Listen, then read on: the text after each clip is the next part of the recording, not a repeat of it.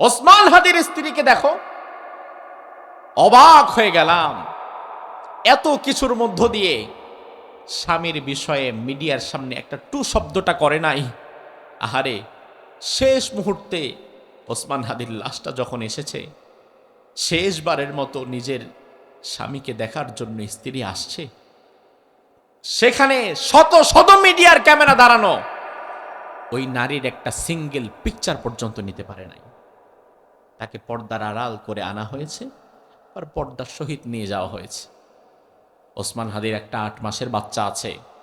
আজ কোরআন আমার সামনে বলে গেলাম, ওসমান হাদির স্ত্রী থেকে শিক্ষা নেওয়া দরকার এই জামানার অনেক মহিলাদের। পর্দা কাকে বলে? এই যে গোটা বাংলাদেশের মানুষ ওসমান হাদিকে নিয়ে এত মাতামাতি, এত নিউজ, এত কিছু, সব কিছু হওয়ার মধ্য দিয়ে ওসমান হাদির স্ত্রী এক মুহূর্তের জন্য মিডিয়ার সামনে আসেনি। অথচ কিছুদিন আগে আমরা দেখলাম আমাদের এক ভাই ইসলামিক স্কলার, তার স্ত্রী তার বিরুদ্ধে প্রকাশ্যে ফেসবুক লাইভে এসে যাচ্ছে তাই অভিযোগ করছে। অভিযোগ স্বামীর ব্যাপারে আপনার থাকতেই পারে, ওটা দুনিয়ার মানুষকে জানায় আপনার লাভ কি? আমাদের সমাজের অনেক নারীরা দেখবেন নিজের স্বামীর দোষগুণ পাশের বাড়ির বেডির সাথে গল্প করতে করতে বলে। আছে না নাই? আজব বিষয়। আল্লাহ বললেন, হুন্না লিবাসুল লাকুম ওয়া আনতুম লিবাসুল লাহুন। তোমরা একে অপরের পোশাক। পোশাকের কাজ কি? পোশাকের কাজ হচ্ছে দোষ গোপন করা, সৌন্দর্য প্রকাশ করা। ধরেন আমার বুকের মধ্যে এই জায়গায় গর্ত আছে, চামড়া উঠে গেছে, দেখতে খারাপ দেখা যায়, কিন্তু আমি যখন পোশাকটা পরলাম, পোশাক পরার পরে কিন্তু আর ওই খারাপ জায়গাটা দেখা যায় না। এখন পোশাক পরার পরেও যদি আমার দোষগুণ প্রকাশ পেয়ে যায়, তাইলে বোঝা লাগবে পোশাক তার ঠিক কাজটা করে নাই। স্বামীর দোষগুণগুলো বাহিরের মানুষের কাছে প্রকাশ করে দেওয়ার মধ্যে কোনো বরত্ব নাই, বরং এতে গুনাহ হয়। তো আমাদের অনেক নারীরা স্বামীর দোষগুণ মানুষের কাছে হরহামেশাই বলে, যেটা অনুচিত, নাফরমানি করে। ওসমান হাদির স্ত্রীকে দেখো, অবাক হয়ে গেলাম। এত কিছুর মধ্য দিয়ে স্বামীর বিষয়ে মিডিয়ার সামনে একটা টু শব্দটা করে নাই।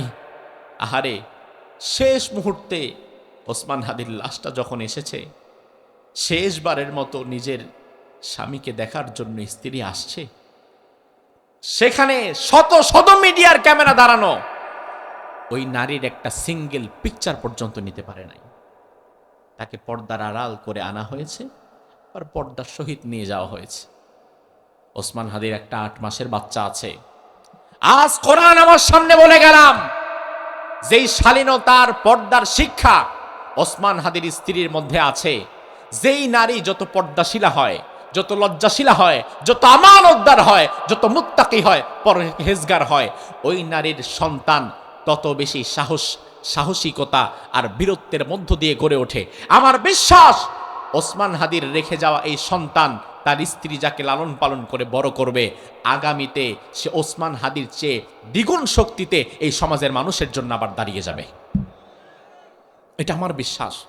কারণ ওই মা যে তাকে গর্ভে ধারণ করেছে, সে কোনোদিন পর পুরুষের সাথে দেখা সাক্ষাৎ করে নাই। তার ইমানি শক্তি ভিন্ন, তার ইমানি কুওয়াত ভিন্ন। আমাদের নারীদের শিক্ষা নেওয়া দরকার। তোমার জীবনের মধ্যে আল্লাহ ইসলাম ঢুকিয়ে দিয়েছে, ইসলামে প্রবেশ করার পরে, ইমানদার দাবি করার পরে এখন আর মন মতো চলতে পারবা না।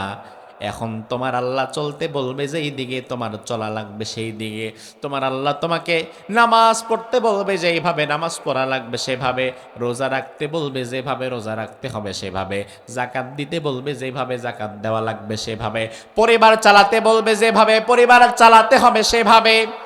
নামাজ পড়ে কপালে দাগ ফেলে দিয়েছে হাজী সাহেব মানুষ, অথচ নিজের যুবতী মেয়েটা পর্দায় চড়ে না, নিজের বউটাও পর্দা করে না। এমন নামাজি আছে না নাই? নামাজ পড়তে পড়তে কপালে দাগ ফেলে দিয়েছে, অথচ নিজের স্ত্রী সন্তানকে পর্দা করাতে পারে না। দায়ুস, আল্লাহর দরবারে দায়ুস হওয়া লাগবে। দায়ুস যে ব্যক্তি, সে জান্নাতের সুঘ্রাণও পাবে না। এই নামাজ আপনার কি কাজে আসবে যদি আপনার স্ত্রী সন্তান বেপর্দায় চলে? আমার ভাই, নিজে নামাজ পড়ে, হজ করে, রোজা রাখে, নিজের পরিবারটাকে পর্দায় চালায় না, এটাকে কোনো প্রয়োজন মনেও করে না।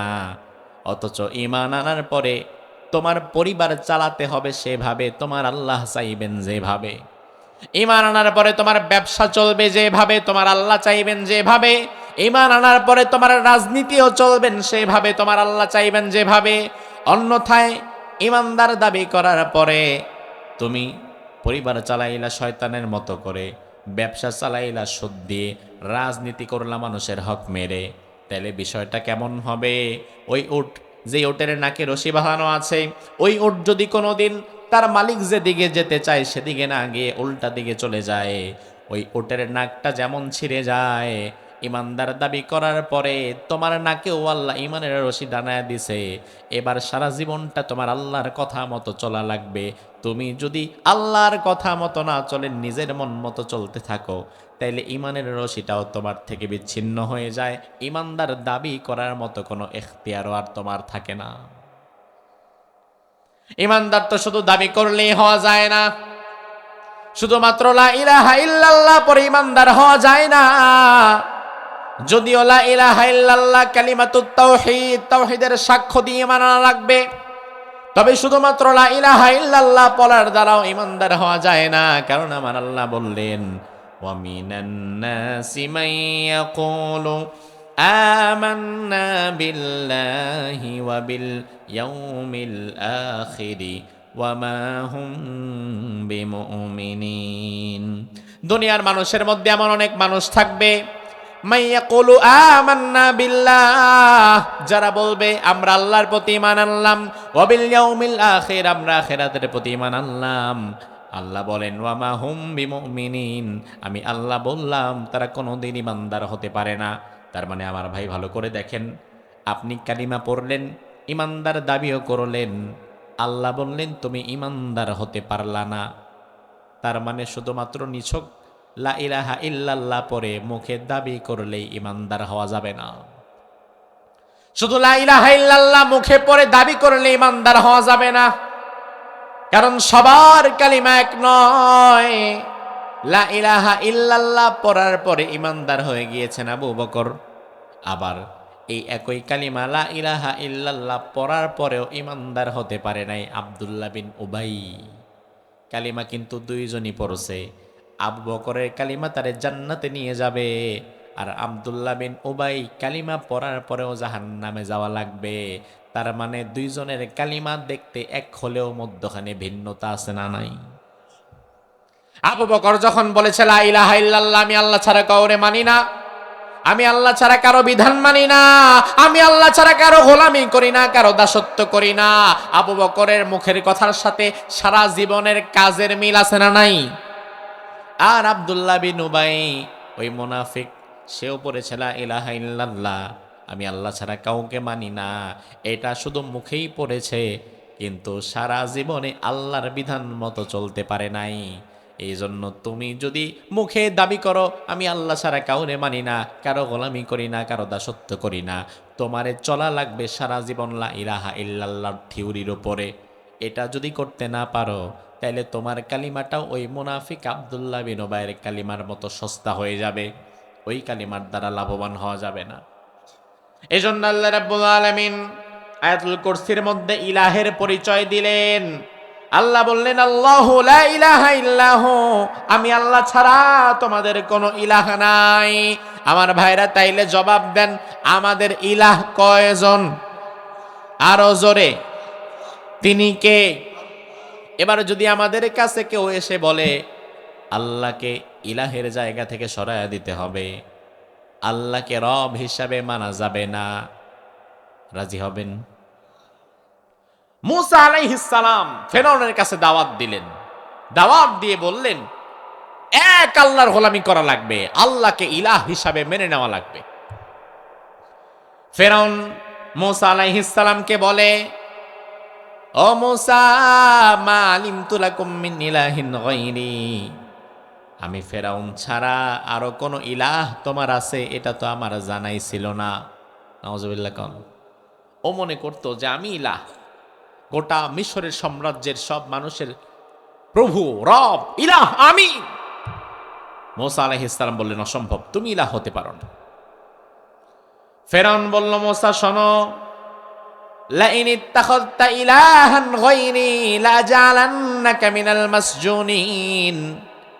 ও মুসা, তুমি যদি আবার আমার কাছে আইসা ইলাহের দাওয়াত দাও, আমাকে ছাড়া অন্য কাউকে যদি ইলাহ হিসাবে মেনে নাও, লা ইলাহা ইল্লাল্লাহ যদি আরেকবার বলো, তাইলে লাজালান্নাকা মিনাল মাসজুনিন, আমি ফেরাউন তোমারে কারারুদ্ধ করব, জেলখানার মধ্যে ঢুকায় রাখব। আমার ভাই, লা ইলাহা ইল্লাল্লাহর দাওয়াত দেওয়ার কারণে ফেরাউন মুসা আলাইহিস সালামকে জেলের ভয় দেখায়। জেলের ভয় দেখানোর কারণে মুসা নবী কি তার দাওয়াত থেকে সরে গিয়েছেন? সরে গিয়েছেন না, এক মুহূর্তের জন্য সরে যান নাই।